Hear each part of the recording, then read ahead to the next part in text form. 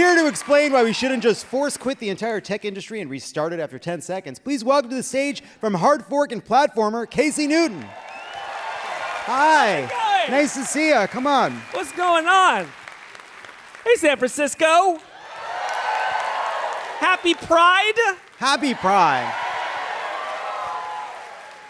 Kicking off Pride, 2 queens and a palace. How about that? I love it. I love it. I love it. Can I tell you something? And I'm sorry to put you on the spot, and I mean this as a compliment. We've never met before. We haven't. You don't have tall energy. Oh, okay. Interesting. That's a compliment. Tall energy sucks. Walking around like you fucking own the place. Casey Newton. Yeah. Republicans have been beating the drum that Twitter and other social media platforms censor conservatives. Yeah. Silence dissent. Elon Musk bought Twitter to stop this, empowered some anti-woke goofs to reveal internet internal debates to make Twitter seem like it was doing that. Meanwhile, today, the Washington Post published a story about the internal debate before January 6th at Twitter. Can you talk a little bit about what the Post reported? Yeah, so this was a great story, and this all apparently came out during the January 6th investigation. And there is this fear among the conservatives that Twitter and all the employees there were trying to, do everything they could to get the Republicans off the platform. But when they actually look at the records, they find these videos and these audio recordings where the Twitter employees are doing everything they can to keep Trump on the platform as long as they can, because it's just going to be a nightmare for them if they have to kick him off. So I'm sure that's going to change all the Republicans' minds, and this will be the last we hear about it. Oh, that's one less thing to worry about. Yeah. So to that end, you recently talked about and wrote about the fact that we're at the end of the peak trust and safety era, which I think is fine because I feel like we've had plenty of both. What do you mean by that? What was peak trust and safety, and how did we miss it? Yeah, if you blinked, you might have. I mean, look, after 2016, there was a lot of pressure on these platforms to do more, and they actually did go out and hire tens of thousands of people. And I know for a lot of us, it doesn't always feel like that money was well spent. But I think the scary thing that journalists and academics have been noticing lately is that even that low bar, they are starting to pull back, and we're starting to see more hate speech, other kinds of problems, and not just on Twitter, which is mostly an abandoned mall at this point, but even on a Facebook, on an Instagram, we're starting to see that pullback. So I think, as we head into a new election, there's probably going to be a reason to put more pressure on these platforms again to try to police their walls. Well, one of the reasons they're pulling back is they're sort of admitting failure, right? That they hired all these people, they put people in these jobs that were truly some of the worst jobs you can have in front of a computer, right? Yeah. Just like seeing what is flagged on the internet day in, day out, it feels like it should be in the inferno. Yeah. Like one of the things you get to before the birds picking at your fucking eyes is like whatever is coming over that fucking transom, yeah. Right? But you sort of even though it does seem as though it's their efforts have failed, they still have an obligation to keep trying. Yeah, they do, and there's a lot of regulatory pressure on them to do so. I mean, Europe is basically going to require them to have some sort of standard. So, look, they're not going to get rid of these teams completely. They can't, but we are going to have to put some more pressure on them. So, Chuck Schumer this week announced that he's decided he's going to join the AI revolution. Yeah. So that's another relief. What would, if you were testifying before a congressional committee about regulating AI, an amorphous term, an amorphous industry, its future completely uncertain, what would be the first thing you'd tell them to look at? Yeah, there's 2 things that worry me a lot about AI. One is that it's moving very fast, and 2 is we don't know how it works. We could probably start with the second one, right? When I say we don't know how it works, what I mean is when you use ChatGPT and you answered a complicated question and it gives you a pretty good answer, if you ask somebody to OpenAI, well, why did it give you that answer? They don't know. They can tell you at a very high level. They can say, well, it was sort of like statistical probabilities, but we sort of don't know how it got there. And so the fear is that as these systems get better, if we don't know how they work, we're not going to understand all the consequences that they're going to have. Well, one of the challenges, right, is it seems like one of the ways they want to prove they know how it works is having the machine itself explain what it did. Yeah. But the problem there is the machine will know that the reason it's being asked to explain what it did is so that it can be approved to continue doing what it does. But it's been told to do what it does, therefore it may tell you what you want to hear. Well, so that is the fear. Like right now, that is not happening. The machines cannot deceive us knowingly. I do not believe. Okay. Well, we'll see. Again, we don't know how they work, but I believe in my heart that this is not the case. Well, but just it's funny. No, obviously. Yeah. But the word knowingly. Yeah. What does that mean? Well, no. Well, here's the thing. Like, do you remember the case from a couple weeks ago where the lawyer was citing all these cases based on ChatGPT? And the thing that was the funniest about that was that he went to ChatGPT and he said, "Hey, are these cases real?" And like ChatGPT is not in a position to answer that question because it is just predicting the next words in a sequence. It does not have a memory of like the entire case law of the United States. So that is the fear right now. It's that these systems are too stupid to trust rather than they are so smart that they're going to wipe us all out. Oh, people in the front row like, yes, that's the correct answer to this brand new, extremely complicated and novel problem. Yes. Correct. Next question. The audience is ready to move on. AI, box checked. Unbelievable. How is that my mic drop moment? You know, where people are like, yeah. One thing, so as part of the WGA strike, the writers have said, hey, can you just, it's obviously a small thing, it's not even a big deal, but can you just for now, like, please say you won't use AI to replace us? I mean, it's even stupid to ask because you're not doing that and you wouldn't do that. And they're like, that is a line in the sand. We might. And was that surprising to you that the studios were like, we want the option to use AI already? So not totally surprising because I think that one challenge we have with AI is that AI means many different things, but one way that we often use the word AI is as a substitute for talking about the automation of labor, right? And so when labor can be automated, often capitalists want to. So the fact that studios came along and said, you know, we probably can actually just use a language model to write Pitch Perfect 4, like that doesn't surprise me, you know?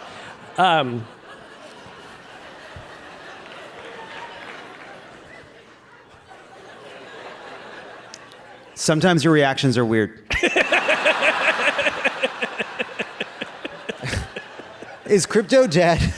Can we be done now? I am so proud to announce that after a truly bruising fight, crypto actually is dead. It's yes, really dead. It's really dead. Yeah. Don't buy the dip. Do not buy the dip. Do not buy anything crypto related until further notice. Are there people here that find that wrong? Oh, wow. Right?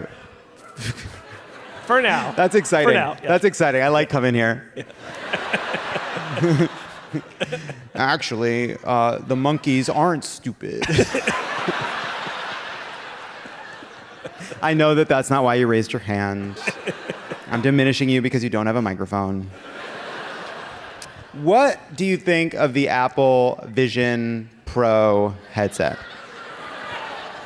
See, this is where I'm going to lose them. Because I think it could be cool. All right. I know what you're thinking, which is... The guy that raised his hand about crypto is applauding.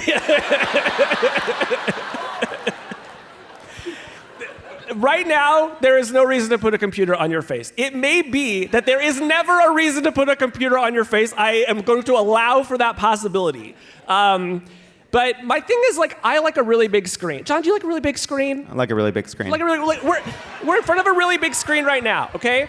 The promise of the face computer is you're going to put this thing on. You have a portable IMAX that you throw in your backpack, okay? That is the promise of the Reality Pro. So we'll see if they get there, but that's why I'm excited. Here's my... You're on the wrong side. You're on the wrong side of history. But here's my issue with this. Yeah.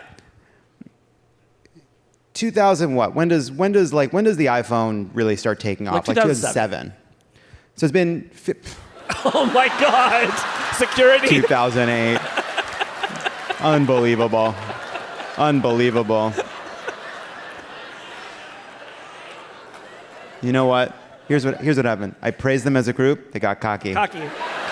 So, Yeah. so that's roughly 15 years ago.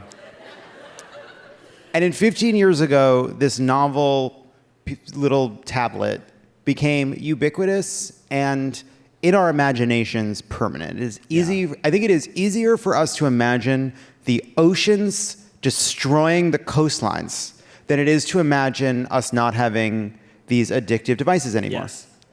That's 15 years. I don't want to. Yeah. Well, I watched that ad for the Vision Pro, and what I took away from it was like, oh, this is not Oculus. It's not Child's Play anymore. This isn't a toy for doing Beat Saber, which was awesome. This is like the part of Indiana Jones where he has to fight the big dude who's like does the arm stretch, you know? It's like Indiana Jones took out the minions, but then the big guy with the mustache is like, ha, ha, ha. Like that's what it feels like when Apple takes this on, like, oh, right now we're gonna have a real struggle here. Because they're thinking through the hard questions about what's gonna get people especially the early adopters, to actually try it. And that sort of terrifies me because the problem right now we have with these phones is it started as something you could choose, until it became something you had to be a weirdo to not choose. Yeah. And speaking of like being a weirdo and you can't choose, the weirdest thing about the Reality Pro is this feature they call eyesight, which is when they visualize your eyes on the exterior surface of the device. You guys see this? So it's worth thinking about, like, why would they build that into the model? And it's because they think that you're going to be in your office and you're going to just want to know at a glance whether your coworker can see you or not wearing the face computer that is now part of their requirements of doing their job. So yeah, obviously that is insane. But I want to watch a movie on a plane. Yeah. Oh, well, I guess we don't need to have a society anymore. Here's the thing. Here's what I like. Here's why I like covering tech in general, and like this goes back to crypto. Crypto failed because it was not useful. It was one of the least usable pieces of technology ever designed, right?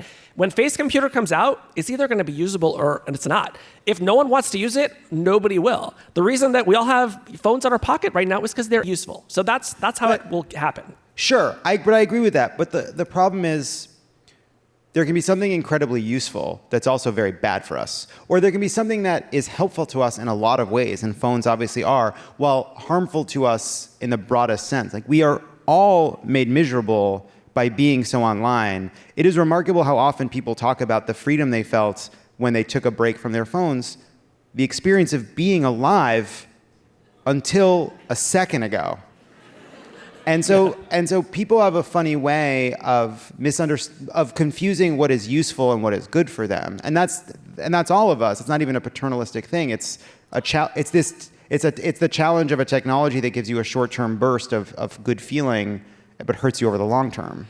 You're completely right? And maybe it's worth separating tech into kind of two buckets. One is just things that make you more productive, make your job easier, right? And then one is sort of more social entertainment products. And I tend to get really excited about the productivity stuff. Like, it's so much easier for me to do my job today than it was 15 years ago. It's been, I can't imagine life without the tools that I have now. On the other hand, I have to manage my relationship with all the social apps on my phone because they will make me depressed if I don't do that. So I just think we need to develop, we need to do a million things about this problem, but you're absolutely right. But like one of the things that there are so many systemic issues that we then turn into individual failings, right? And I think one thing that we're seeing now, right, is that was true for food and dieting. We built this wild, broken incentive. We built this ridiculous food, sugar, corn delivery system, and then told people, despite their evolution telling them to consume it. My friend had this joke he used to tell about Brummelin Brown, the butter substitute that's like sweet, fatty, salty butter substitute. And he said that if a caveman was with a group of other cavemen and found a tree that made Brummelin Brown, he'd kill every person with him so that only he knew about the tree.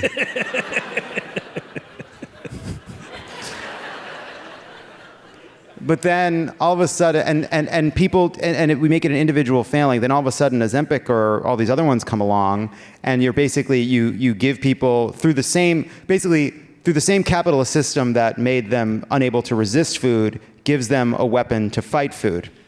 Is there going to be an Ozempic for tech? Is there going to be something like? Are we like there? The iPhone is 15 years old. And we're like, that's it. We're fucked for fucking ever. Is there anything that's going to come along and beat it? Can we get out of this? What are we going to do, Casey? I don't want to live like this anymore. I mean, okay, let's go back to like your mythical. It's your fault. You don't even put your phone in a box at night or anything. You're like, I like my phone at dinner. Text, eat. I'm phone maxing. No, yes, like these are all a lot of problems. But if we go back to your imaginary friend who finds the tree with the synthetic butter, and you say, hey, would it be okay if I put into your hand the sum total of all human knowledge and a way to communicate with anyone instantly in the world for free? That's going to be really hard for them to put down. That's exactly right. Yeah. Yeah, and yeah, well, you know. What's Kara Swisher like as a landlord? Tough but fair. Tough but fair. She's a great landlord. She's a great landlord. Yeah.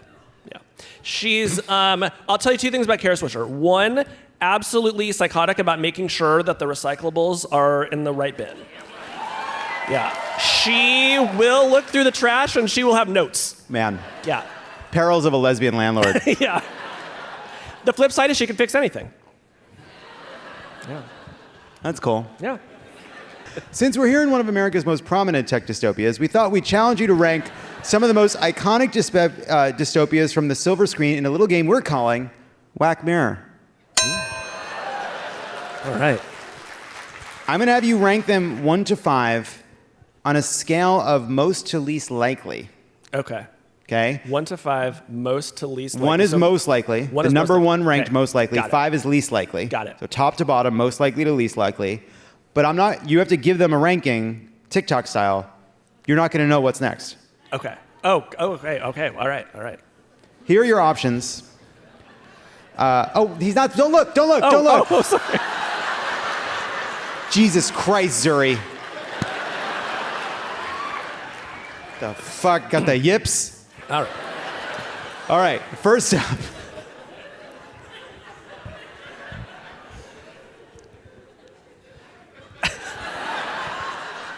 First up, Ready Player One, the 2011 book by Ernest Cline and 2018 movie of the same name. On one hand, the world is plunged into climate change and economic collapse. On the other hand, Apple Vision Pro. Yeah, for real. On a scale of 1 to 5, most or least likely? Oh, man. That one I do think is more likely than not, but I also don't really know that the other choices are. So maybe let's just put that one at 3. 3, okay? Yeah. Don't look. Okay, Don't look at the screen. I'm not. She's... Okay. There's the PowerPoint. The PowerPoint. And next up, Gattaca, the 1997 film starring Jude Law, Ethan Hawke, and Uma Thurman. Don't look at the screen. I'm not looking. In the future, only the genetically perfect are allowed to live in society. The same is currently happening on TikTok. How likely is Gattaca? Gattaca's a great movie, but that one feels a little bit less likely to me than everyone just wearing face computers to avoid the realities of climate change. So let's put that one at 4. Okay. Next up, Blade Runner. In the future, Harrison Ford stars as a man tasked with hunting down synthetic humanoid replicas. Wait, can I at least know why they're laughing? They're laughing because they're watching somebody make a slide deck.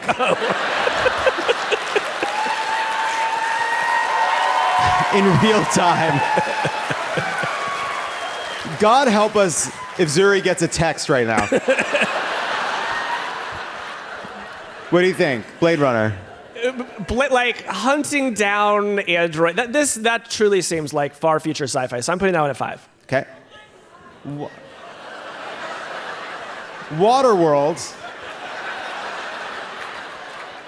2,500. Humanity lives on a floating man-made raft. several rafts. After climate change causes the oceans to rise 29,000 feet above sea level. It's 2023, so we don't know. Yeah, that seems like a strong 2. Okay. Yeah.